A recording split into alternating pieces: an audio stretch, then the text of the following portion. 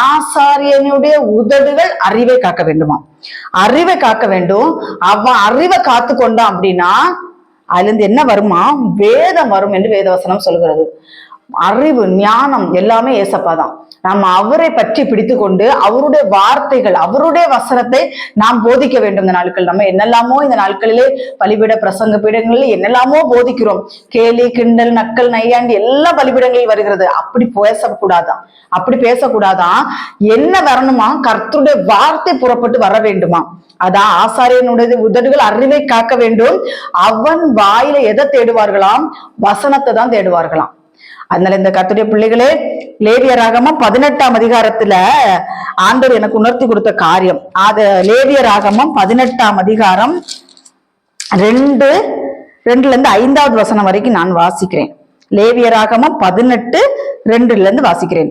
பின்பகுதி: நான் உங்கள் தேவனாகிய கர்த்தர் என்று ஆண்டவர் சொல்லுகிறார்.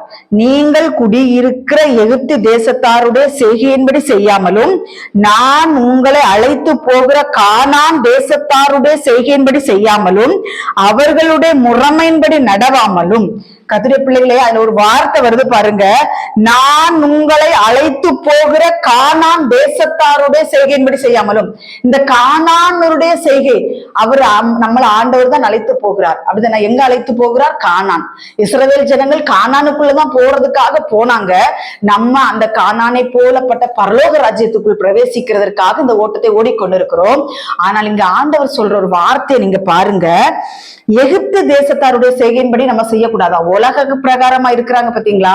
அவர்களுடைய செய்கையின்படி செய்யாமலும், நான் உங்களை அழைத்து போகிற கானான் தேசத்தாருடைய செய்கையின்படி செய்யாமலும், அவர்களுடைய முறைமைகளின்படி நடவாமலும், என்னுடைய நியாயங்களின்படி செய்து என்னுடைய கட்டளையை கைக்கொண்டு நடவுங்கள். நான் உங்கள் தேவனாகிய கர்த்தர். நான் உங்கள் தேவனாகிய கர்த்தர் என்று ஆண்டவர் சொல்லுகிறார்.